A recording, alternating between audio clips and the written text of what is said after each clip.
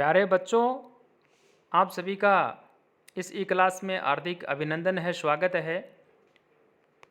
मैं सभी विद्यार्थियों से कहना चाहूँगा कि अपना जो चैनल है उसको आप सब्सक्राइब करें और जो भी वीडियो मेरे द्वारा भेजे जा रही हैं उनको आप अवश्य सुनें, क्योंकि ये जो वीडियो हैं आपको हो सकता है कि थोड़े आपको यदि आप सही समय पर यदि नहीं सुनते हैं तो आपको हो सकता है कि प्रसंग टूट जाता है, तो थोड़ा आपको कठिन भी लगेंगे, लेकिन नियमित रूप से यदि आप इनका अध्ययन करते रहेंगे, सुनेंगे, तो आपके लिए सरल हो जाएंगे।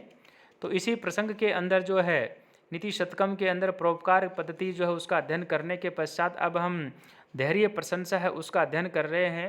तो आइए हम उसका सभी मिलकर के अध्ययन करते हैं। और यहाँ पे कहा रत्नैर महाब्दई है, रत्नैर महाब्दई से तुतो सुर न देवा न भेजिरे भीम विषेण भीतिम सुधाम विना न प्रयुर्विरामम न निश्चितार्थ विरमंती धीरा।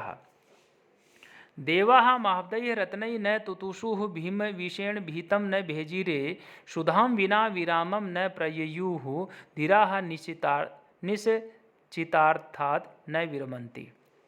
प्यारे बच्चों, यहाँ जो अमृत मंथन है, देवताओं के द्वारा जो अमृत मंथन किया गया था उसका यहाँ उदाहरण देते हुए कवि ने दृढ़ निश्चयी धीर पुरुष जो होते हैं उनका वर्णन किया गया है और कहा देवाः देवाः देवाः महाब्दय रत्नैर न तुतुषु।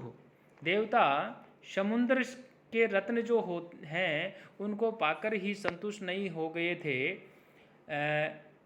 भीम विषेण भीतम न भेजिरे, और न ही भयंकर जो भयग्रस्त जो न भयंकर विष जो था उससे भयभीत हो गए थे।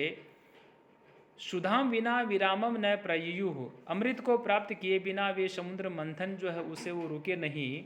धीराः निश्चितार्थम न विरमंती ही।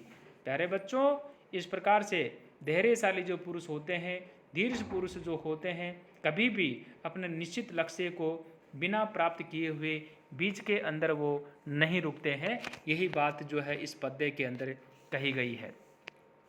यहाँ अब ये जो पद्य आप स्क्रीन के ऊपर देख पा रहे हैं, यहाँ दृढ़ निश्चय जो व्यक्ति होते हैं, धीर पुरुष जो होते हैं, उनका वर्णन करते हुए कवि कह रहे हैं प्रारभ्यते न खलु विघ्न बहन नीचै है प्रारंभे विघ्न विहिताः विरमन्ति मद्याः विघ्नैः पुनः पुनरपि प्रतिहन्यमानाः प्रारब्धम उत्तम जनाः न परित्यजन्ति। नीचैः विघ्न बहेन, नीचैः विघ्न बहेन न प्रारभ्यते खलु मद्यः प्रारब्ध विघ्न विहिता विरमन्ति उत्तम जनाः विघ्नैः पुनः पुनः अपि प्रतिहन्यमानाः प्रारब्धम न परित्यजन्ति। प्यारे बच्चों, यहाँ पे कहा है नीचैः विघ्न बहेन न प्रारभ्यते खलु। जो नीच व्यक्ति होते हैं, जो तुच्छ व्यक्ति होते हैं, वो विघ्नों के भय के कारण से कार्य जो होता है उसका वो प्रारंभ ही नहीं करते हैं। और मध्यम जो व्यक्ति होते हैं उनके लिए कहा मद्याः प्रारब्धे विघ्न विहिताः विरमन्ति ही, यानी मध्यम श्रेणी के जो लोग होते हैं काम को प्रारंभ तो कर देंगे लेकिन विघ्नों से प्रताड़ित होकर के उस कार्य को बीच में ही जो वो रोक देते हैं या वो रुक जाते हैं। परंतु उत्तम जनाः विघ्नैः पुनः पुनः अपि प्रतिहन्यमानाः प्रारब्ध न परित्यजन्ति। उत्तम कोटि के जो लोग होते हैं विघ्नों से बार बार चोट खाते हुए भी आरंभ किया हुआ जो कार्य होता है उसको वो बीच में नहीं छोड़ते हैं। तो ये वसंत तिल का जो छंद है उसका ये उदाहरण है। और अब जो है हम अगला पद्य है उसकी ओर हम बढ़ रहे हैं। और यहाँ पे कहा कांता कटाक्ष विहिताः न लुनन्ति यस्य चितं न निर्दहति कोप कृशानु आतपः कर्षन्ति भूरि विषयाच न लोभ पाशाः लोकत्रयं जयति कृतजनम इदम स धीरः। प्यारे बच्चों, यहाँ धीर पुरुष जो होता है उसके विषय में कहा कि उसको काम, क्रोध, मद, लोभ, मोह इत्यादि मनोविकार जो होते हैं उनको वो कभी भी प्रभावित नहीं कर सकते। और इसी बात को स्पष्ट करते हुए यहाँ पे कवि ने कहा है और कहा यस्य चितम कांता कटाक्ष विशिखा न लुनन्ति। जिस धैर्यशाली पुरुष के हृदय को स्त्री के कटाक्ष रूपी जो बाण होते हैं वो आहत नहीं कर पाते हैं। कोप कृशानुतापः न निर्दहति। क्रोध रूपी अग्नि जो है उसका ताप जो होता है वह भी उसको न निर्दहति नहीं जलाता है। भूरि विषया लोभः पाशास न कर्षन्ति। अनेक विषय तथा लोभ रूपी जो पास हैं वो भी उसको जो है कर्षन्ति यानी नहीं खींचते हैं। स धीरः इदम कृतसनम लोकत्रयम जनति। इस प्रकार से वह जो धैर्यशाली पुरुष होता है इस संपूर्ण त्रिभुवन को अर्थात ये जो लोक होता है इस लोक को वह जीत लेता है या यहाँ पर जो है वह विजेता बन जाता है। और यहाँ बसंत तिल का छंद का ये उदाहरण था।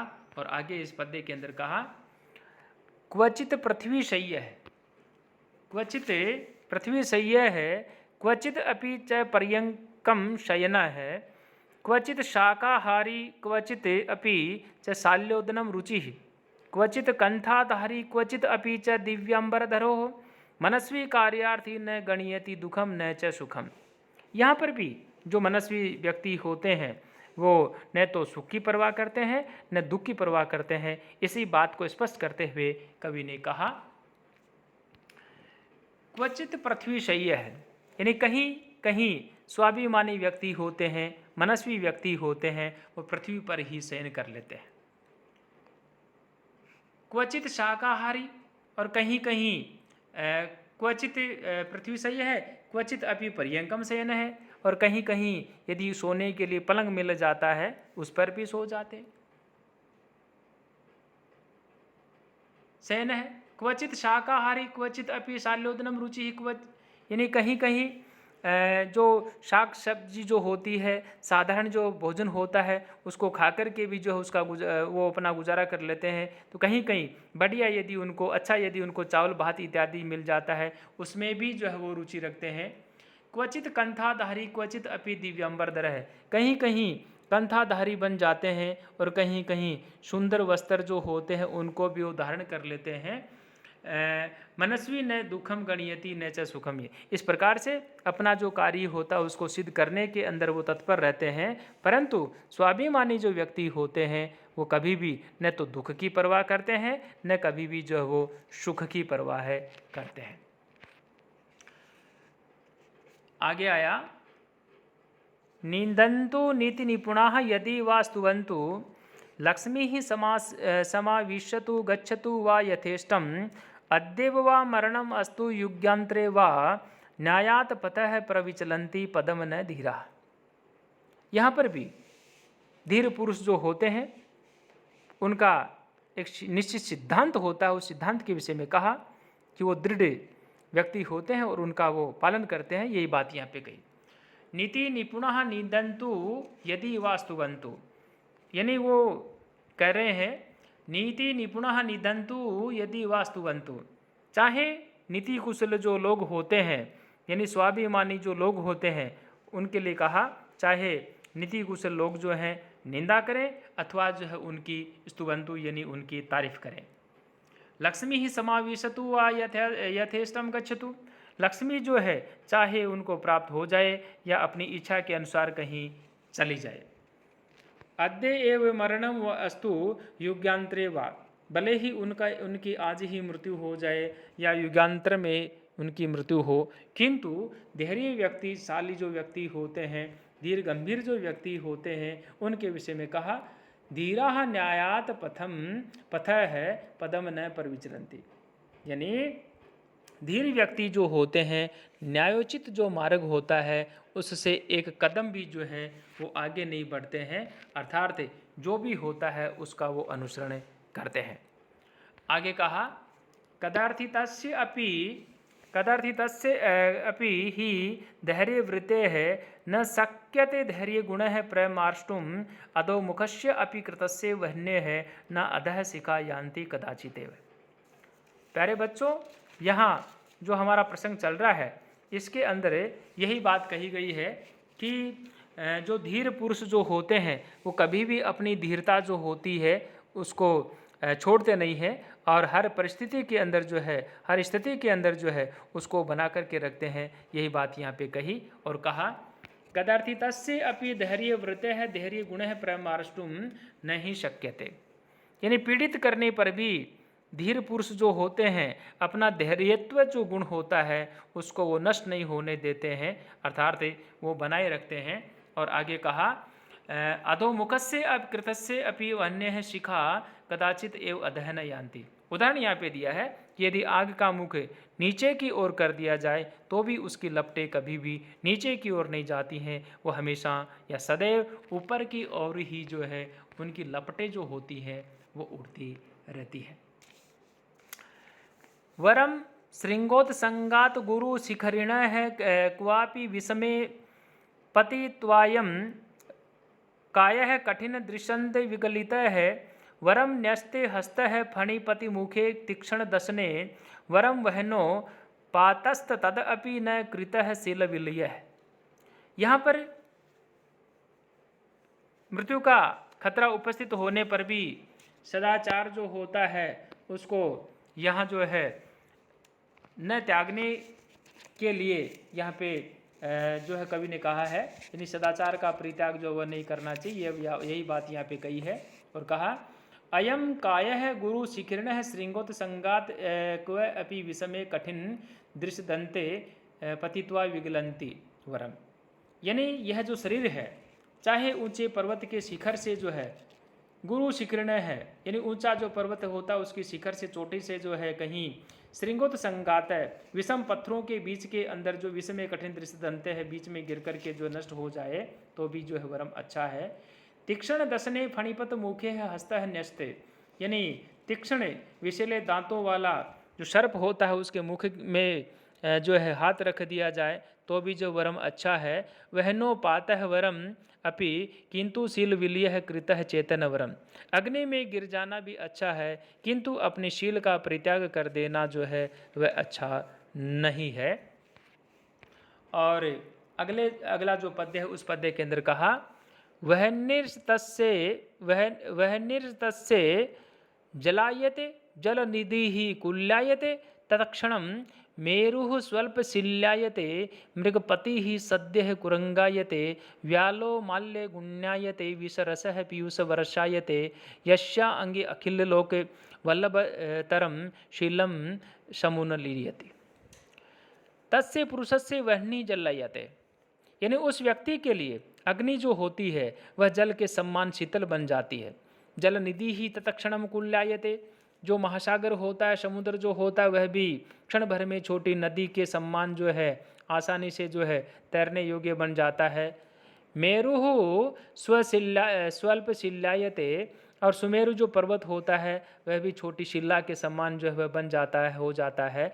मृगपति ही सद्य है कुरंगायते, शेर जो होता है वह तुरंत हिरण के समान बन जाता है, मृगवत बन जाता है। माल्या गुण्यायते, और सर्प जो व्याल्ला है माल्या गुणायते, सर्प जो होता है पुष्पमाला के समान बन जाता है। विष रस है पीयूष वर्षायते, विष जो होता है वह भी अमृत वर्षा के समान जो है वह आह्लादकारक बन जाता है। यस्य अंगे अखिल लोक वल्लभ तरम शीलियति समुन्नलिति। प्यारे बच्चों, इस प्रकार से जिस पुरुष के अंदर जो है सदाचार प्रकट होता रहता है उसके विषय में यहाँ पर यह बात कही है कि अखिल सारे संसार का अति प्रिय शीलम सदाचार जो है समुन मिलती, यानी उन्मिलित होता है। शार्दुल विकटी छंद का ये उदाहरण है। और आगे इस पद्य के अंदर कहा छिन्नो अपि रोहति तरुः क्षीणो अपि उपचीयते पुनश्च चंद्र है इति विमृशंतः शंतः क्षंत अपि न दुखेषु। मनुष्य को कभी भी घबराना नहीं चाहिए, ये बात यहाँ पे कही शिक्षा दी गई है। और कहा छिन्न अपि तरुः, छिन्न अपि तरुः, छिन्न अपि तरुः रोहति, कटा हुआ वृक्ष भी पुनः उग जाता है। क्षीण अपि चंद्र पुनः उपचीयते, क्षीण हुआ चंद्रमा भी पुनः वृद्धि को प्राप्त कर लेता है। इति विमृशंतः संतः दुखेषु न संतप्यन्ते। इस प्रकार से ऐसा विचार करते हुए सज्जन जो होते हैं वो संकट काल में भी जो है दुखी नहीं होते हैं। और धैर्य प्रशंसा का ये अंतिम पद्य। और यहाँ पे कहा ऐश्वर्यस्य विभूषणम सुजनता, शौर्यस्य वाक्य संयम है, ज्ञानस्य उपशमः है, श्रुतस्य विनयो, वित्तस्य पात्रे व्यय है, क्रोधस्य तपः है, क्षमा प्रवहितुम धर्मस्य निर्व्याज्यतया, सर्वेषाम् अपि सर्वकारणम् इदं शीलं परमभूषणम्। सुजनता ऐश्वर्य से विभूषणम, यानी सज्जनता जो है वह ऐश्वर्य का आभूषण है। वाक संयम है, वाणी का संयम जो है पराक्रम का आभूषण है। शौर्य से उपशम है, और पराक्रम, वाणी का संयम जो है पराक्रम का, वाक संयम है, शौर्य से उपशम है ज्ञान से, और शांति जो है वह ज्ञान का है। विनय है श्रुत से, और नम्रता जो है वह विद्या का है। पात्रे व्यय है वित्त से, सही पात्र के अंदर खर्च जो करना है वह धन का है। अक्रोध है तपस्या है, अक्रोध तपस्या का। क्षमा प्रभवितुम निर्व्याजता, क्षमा शक्तिशाली का। और ये अब विभूषण कहे गए हैं, आभूषण कहे गए हैं। निश्चलता जो है उनके विषय में कहा कि सर्वम कारणम इदम शीलम सर्वेशम परम भूषणम। इस प्रकार से ये धर्म इत्यादि जो उनके लक्षण होते हैं, सारे ऐश्वर्य आदि का मूल स्रोत जो है यह सदाचार जो है सभी लोगों का श्रेष्ठ आभूषण होता है। तो यहाँ सभी विद्यार्थियों से मैं ये बात कहना चाहूँगा कि आप इनको जो है जब भी आपको समय मिले आप इनका अध्ययन करते रहें। सभी विद्यार्थियों ने बहुत ही गौरपूर्वक सुना। सभी का बहुत बहुत आभार।